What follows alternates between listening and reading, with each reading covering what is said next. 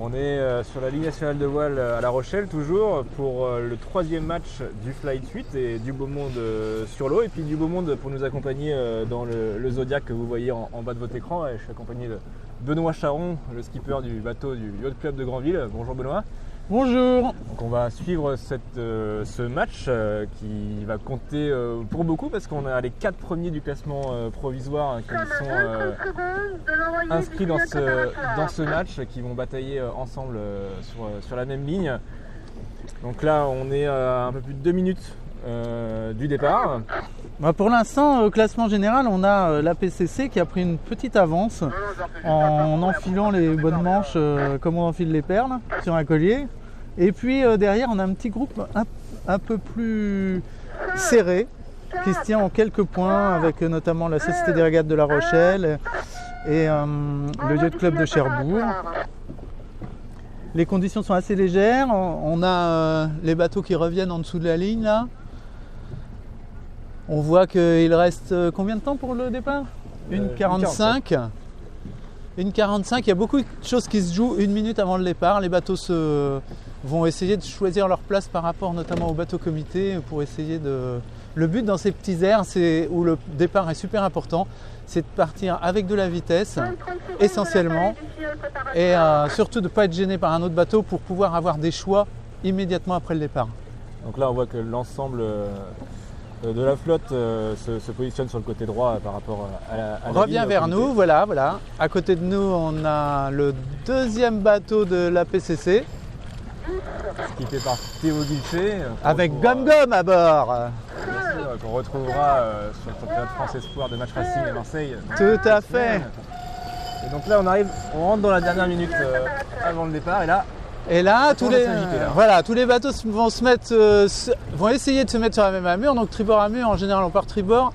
Et puis on essaie le vent est un peu changeant, ce qui rend le boulot très difficile pour savoir exactement est-ce qu'on va pas se faire ce qu'on appelle fermer la porte au bateau comité ou est-ce qu'on va pouvoir passer assez librement la ligne. Alors là on le voit, il y a de la place au comité, c'est assez rare pour être signalé parce que depuis ce matin c'était souvent là que ça se passait et là a priori il y a de la marge et on a peut-être...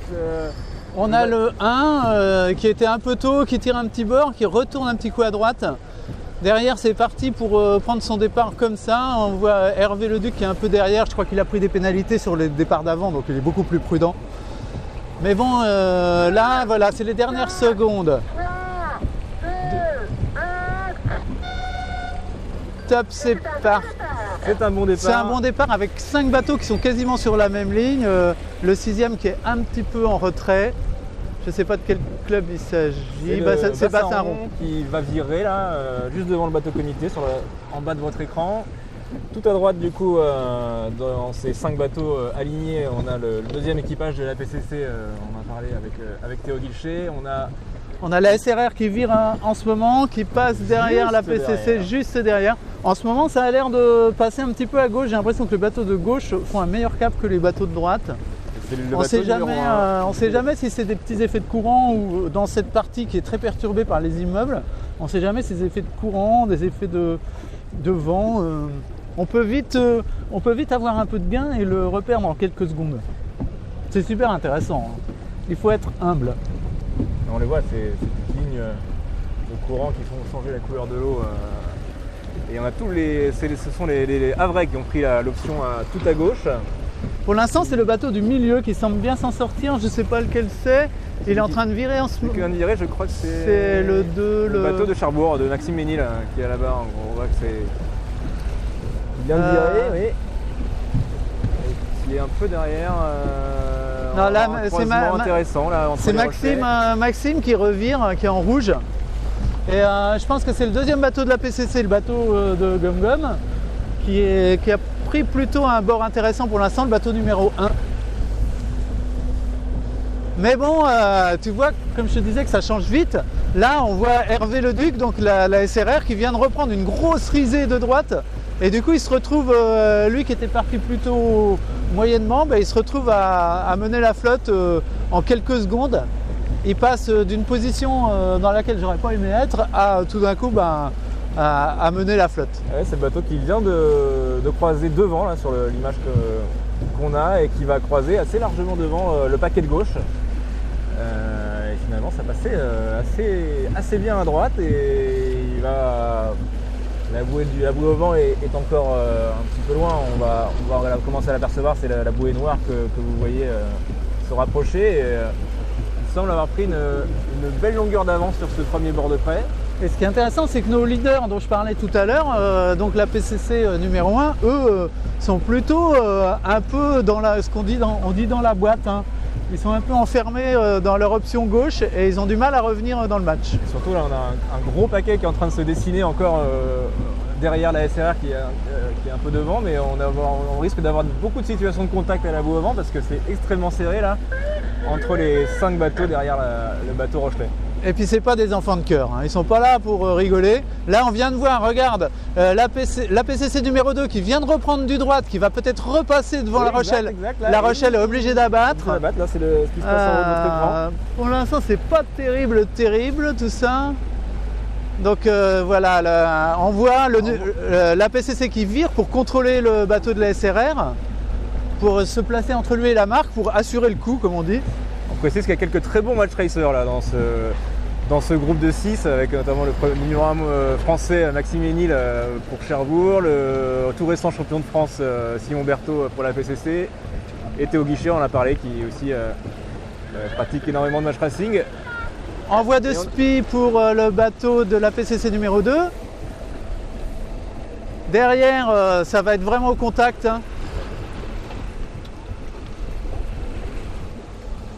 Oui, c'est vrai que ça arrive avec un peu moins de vitesse sur la bouée. Et du coup, là, il y a une vraie situation chaude avec le bateau de Maxime Ménil qui est obligé de passer au-dessus pour envoyer. Et derrière, vous voyez, alors on a quand même eu, dans ces matchs-là, c'est assez rare qu'on ait 5 bateaux aussi proches les uns des autres. Là, on sent que c'est vraiment un match entre bateaux du haut de classement. Donc là, c'est vraiment à couteau tiré, ça se fait zéro cadeau. Et Benoît, tu disais, c'est pas forcément facile d'être devant dans ces situations-là sous SPI. Alors oui, dans ces situations-là, le problème du premier, c'est de garder un vent clair. Si on n'a pas un vent clair, en fait, c'est des conditions où on va être très lent sous SPI. Et donc, le moment où il va devoir empanner pour rejoindre la porte sous le vent est super important pour lui. Là, en plus, on en a 3-4 qui se gênent un peu les uns les autres. On voit que le premier, il est un peu dans l'attente. Il est obligé de temporiser pour attendre que derrière ça bouge pour lui enfin prendre une décision. Donc on a le bateau de la PCC numéro 2 devant, un peu décalé sur la droite, mais qui va devoir empanner. Et puis il est difficile de savoir si ça va passer en termes de place. Et puis derrière, c'est vraiment très resserré. Là, je pense qu'il devrait pouvoir passer. Mais alors, et là, il faudrait vraiment... il faudrait vraiment qu'il y aille. C'est toujours facile quand on est dans le Zodiac. Oui. C'est vrai que vu d'en haut, c'est probablement un peu plus facile que vu d'en bas. Là. Vu d'en haut, là, il doit se demander, mais si j'empanne, est-ce qu'ils vont pas empanner directement sur moi, me masquer mon vent et m'empêcher d'aller avec toute ma vitesse sur la porte sous le vent. Mais non, là, ça se passe bien. Je pense que pour la PCC numéro 2 fait pas partie du trio de tête. Et derrière, on a plutôt le trio de tête qui est en train de se friter. Donc, je pense qu'ils ont, les 3 derrière, ils ont un peu laissé tomber la PCC numéro 2 et ils sont en train de régler leur compte. C'est un peu la bagarre de cours d'école. Ouais, on arrive sur la porte sous le vent, hein, vous la voyez en haut à gauche. Donc il faut choisir là, droite ou gauche. Voilà, alors on voit bien les Nantais qui prennent l'initiative et qui, je pense, vont bien s'en sortir à la bouée sous le vent. La Rochelle en panne, les Cherbourgeois aussi. Ah, c'est très synchronisé, donc le bateau de Théo Guichet va arriver sur la porte. Pour l'instant, il est assez central, je pense. Alors Théo, là, il va avoir une belle avance et il va pouvoir choisir sa bouée. Là, il choisit la bouée de gauche, de droite en descendant, mais de gauche quand on est face au vent. En fait, choisir la bouée détermine un petit peu aussi la stratégie qu'on va avoir dans le début de près. Donc là, il vient d'enrouler la bouée, il va se retrouver un peu dans le dévent des poursuivants. Donc Simon Berthaud devrait choisir l'autre, je pense, du coup. Oui, de toute façon, là, c'est compliqué dans sa position de... Voilà, et Maxime Ménil a tout perdu, lui, en fait. Il a tout perdu, c'est-à-dire qu'il a plus de choix, quoi. malheureusement. C'est le bateau qui enroule derrière sur votre gauche. Ah oui, alors on a une jolie figure de style de l'équipage de SRR avec le SPI qui s'est enroulé dans le foc et le bateau qui a arrêté. Ah, ça va coûter cher, c'est le bateau qui est sur votre gauche. Et là, le SPI qui vient à peine Le SPI qui tombe à l'eau. Normalement, on entend râler, mais je crois que... On doit être un peu loin. Non. Non, c'est un équipage extrêmement expérimenté et calme olympien.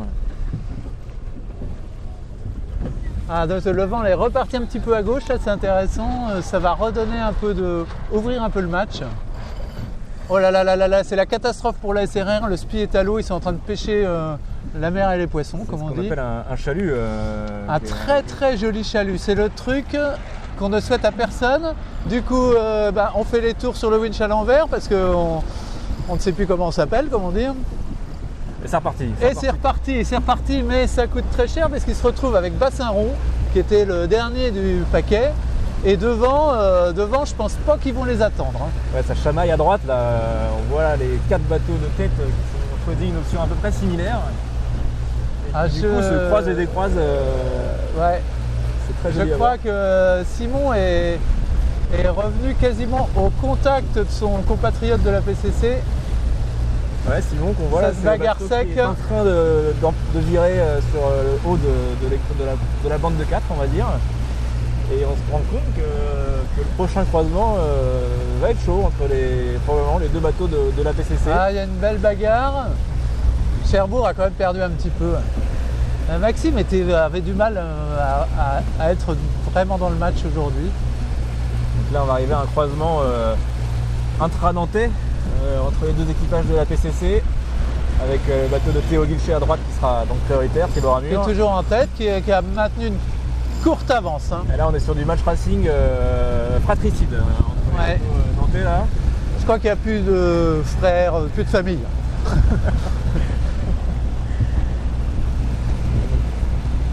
La bouée au vent qui va arriver très vite sur ce style de parcours très intense, très court, où on fait beaucoup de manœuvres sur très peu de distance, et c'est ce qui fait un peu le charme de cette allée de voile, ces formats très réduits mais qui ne laissent pas la place à l'erreur. Là-haut, on a donc Simon à droite, Théo à gauche. Théo va être obligé de faire un dernier petit virement pour passer la marque. Et attention parce que c'est Simon qui a la priorité. Est-ce qu'il va revirer? Oui, non, c'est bon pour l'instant. Et là, ça passait pas. Non, alors là, est-ce qu'il va protester? Je ne sais pas. Non, pour l'instant, non. Il préfère la faire. on va dire faire, oui. Je pense que quand tu disais c'est lutte fratricide, alors là, tu vois, quand tu penses que l'autre peut avoir fait une faute, souvent tu protestes. Là, je pense que le tacticien qui est très expérimenté, qui est Pierre-Luc Berthet, il s'est dit je ne vais pas protester, comme ça il va culpabiliser un peu et peut-être qu'au prochain croisement, si c'est un peu juste, mais si c'est moi qui suis dans mon tort relatif, il va me laisser l'initiative. Oui, probablement qu'il partage l'hébergement ce week-end et qu'il serait de bon ton de ne pas trop réclamer entre soi. Ouais. Donc Simon qui vient d'empanner, le premier, qui a pris l'initiative, comme tu le... Et derrière, tu vois, Maxime se retrouve 4e, lui, après avoir été longtemps 3e. Dans ces bords qui sont très très près de la côte, où le vent est très très variable, ça distribue beaucoup. On prend vite une petite claque et on se retrouve dans des situations beaucoup moins favorables que ce qu'on imaginait. Théo qui a empanné sur la gauche de l'écran, qui est le dernier un peu des 4 fantastiques à empanner, qui se retrouve assez en décalage par rapport avec un angle qui est très très différent. On pourrait imaginer que la course est jouée, l'arrivée est à quelques centaines de mètres, c'est le dernier bord. En fait, avec ces situations-là, ça peut très très vite changer. Il suffit de prendre une petite risée d'un côté du plan d'eau qui n'existe pas sur l'autre côté, le bateau va accélérer énormément. Là, on se rend bien compte qu'ils font un angle extrêmement intéressant, là, le bateau de Théo. Je pense que Théo l'option prise par Théo était intéressante. Ouais. Parce que Simon qui est à droite là a l'air un peu scotché par rapport. Alors que les Cherbourgeois reprennent regarde la vitesse des Cherbourgeois sur la droite du plan d'eau, donc sur la droite de l'écran, ils viennent de prendre une sacrée accélération. Tout à droite, ils sont passés au-dessus de Simon, vraiment tout à droite au niveau de la digue du port des Minimes. Et ça va encore être une sacrée bagarre jusqu'au bout. On ne sait pas trop comment ça va se finir cette affaire, là, vu que les deux options sont assez radicales de chaque côté. Il va bien falloir un moment où ça va se rencontrer. Théo vient de prendre une petite risée là, et Théo donc il est en panne parce qu'il pense que son nouveau bord va être plus rapprochant vers la ligne d'arrivée, mais le vent est assez mou. Et Simon et Maxime viennent d'empanner aussi quasiment simultanément. Voilà, ils sont en train de se bagarrer comme des chiffonniers, ça love d'ailleurs là-bas. Ouais, ça se love tout à droite là. Ça se love tout à droite, ça va peut-être perdre des places au classement de la Manche. Ah ouais, ils sont quasiment perpendiculaires par rapport au reste de la flotte, ils sont quasiment en train de remonter au vent. J'allais dire ils s'en foutent, en fait là il faut savoir un peu qui est le patron quoi. Et là c'est du match racing pur et dur entre deux grands habitués. Voilà, et du coup La Rochelle, qui était très très mal tout à l'heure, se retrouve quasiment 3e. Théo est en train de peut-être perdre le leadership de la Manche sur une dernière petite risée. C'est les Havrais qu'on n'a pas trop vu de la Manche et qui viennent. Non, c'est très bien, moi je suis content que les Havrais marchent bien. Qui sont en train de passer au vent. Ouais. De la PCC, ça va vraiment se jouer à rien du tout. Là, on voit la ligne qui vient se rapprocher là, entre le bateau comité ils sont en à droite train et la de les rouler, comme on dit. Et Théo, elle a encore. Théo, il a peut-être un petit mètre d'avance. Alors, on est pile dans l'axe, on va tout vous dire. On va tout vous dire. Non, c'est Théo qui gagne. C'est Théo pour 23 cm. Ouais, allez. On met 23. Allez, 23. Même pas. Et les Rochelais. Les Rochelais qui finissent 3e après avoir fait une course catastrophique, comme quoi, tout peut arriver. C'est ça, la beauté de la Ligue nationale de voile, rien n'est jamais fini. Et derrière, on a le Cherbourgeois est toujours à la bagarre avec la PCC. Et c'est pareil, ça va être à quelques. Maxime va encore faire un empannage. Ouais, mais c'est quand même du temps et pareil, ça va jouer. C'est la PCC qui va passer devant, mais de quelques mètres. Alors, ils ont perdu quelques places sur leur manœuvre entre les deux, mais au final, la PCC arrive à garder son avantage par rapport à l'équipage de Maxime Ménil. Oui, mais qui engrange une manche de 4e. Ça va relancer un peu les débats parce que pour l'instant, ils étaient vraiment pas sur le sans faute, mais sur une moyenne assez impressionnante.